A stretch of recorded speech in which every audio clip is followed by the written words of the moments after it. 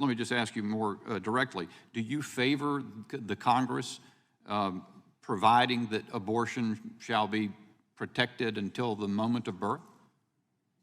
I don't believe that abortion care allows for abortion until the moment of birth. That's not how this works. Individuals have the right to select an abortion. And when individuals do choose a late-term abortion, it's usually because something tragic has happened in a pregnancy that was very much wanted. My point that this is a mischaracterization is that you are using inflammatory language to essentially damn those who choose to have a late-term abortion, often because there are very few choices available to them because something tragic has happened in the course of a very much wanted pregnancy. That's my point. Should the rights of the unborn child be weighed in the consideration of whether to allow a late-term abortion?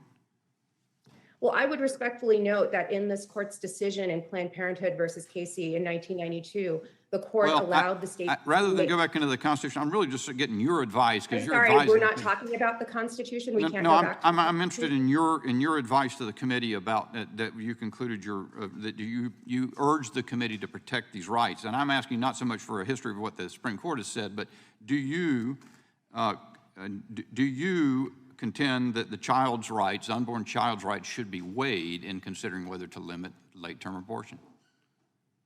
As I was saying, in Planned Parenthood versus Casey, the court allowed the states to regulate for the potentiality of life. That was the leavening of both the women's right. Do you believe it should be so limited?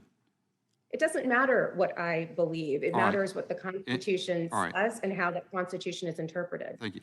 Ms. Warbelow, the Human Rights Campaign also supports the Democrats' bill that I just made reference to, for providing for abortion up until birth, potentially. Isn't that correct? We support the bill, but again, like Professor Murray said, your statements are a mischaracterization of what the bill does. You say that it could not protect the right to an abortion until the moment of birth. Is that what That isn't how abortion care works. And in fact, to suggest that that's how abortion care works is really troubling and dangerous for women. Okay, so only because you're saying that as a practical matter, that's not how abortions occur. Therefore, that the bill does allow, by its terms, it allows that. Isn't that correct? It does not. It's a mischaracterization of how the bill operates. As Professor. Time of the gentleman is